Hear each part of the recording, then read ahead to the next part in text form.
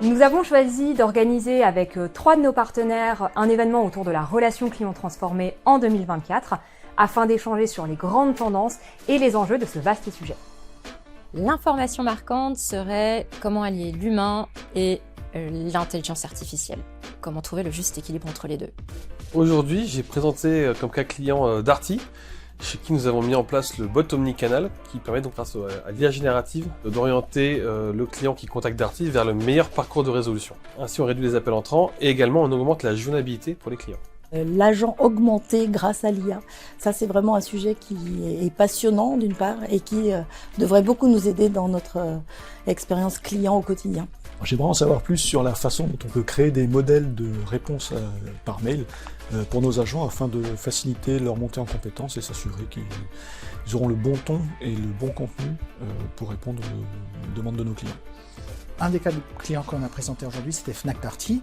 Ce cas de support classique où il y a un problème complexe, plutôt d'avoir un déplacement d'un technicien sur site, on utilise l'engagement visuel, ça peut être de la vidéo, pour voir le problème, l'identifier et éviter le déplacement. Sur une des solutions qui concerne le fait de pouvoir faire de la vidéo, je me disais que voilà, on avait déjà nos outils nécessaires. Et en fait, je trouve qu'il y a vraiment de la valeur ajoutée. Il y a plein de cas où on pourrait l'utiliser. On voit bien, c'est essentiel actuellement d'aider les agents et d'aider les entreprises à être plus efficaces et plus productives. Il faut également humaniser cette relation et lors des moments de vérité faire la différence.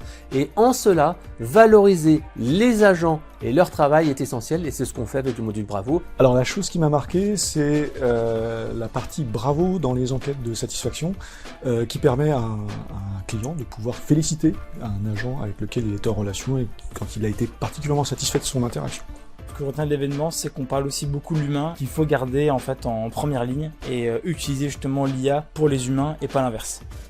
En 2024, on se concentre sur l'efficacité opérationnelle. Du coup, la relation client est une priorité. Les technologies présentées aujourd'hui par nos partenaires sont des leviers de transformation de cette relation client.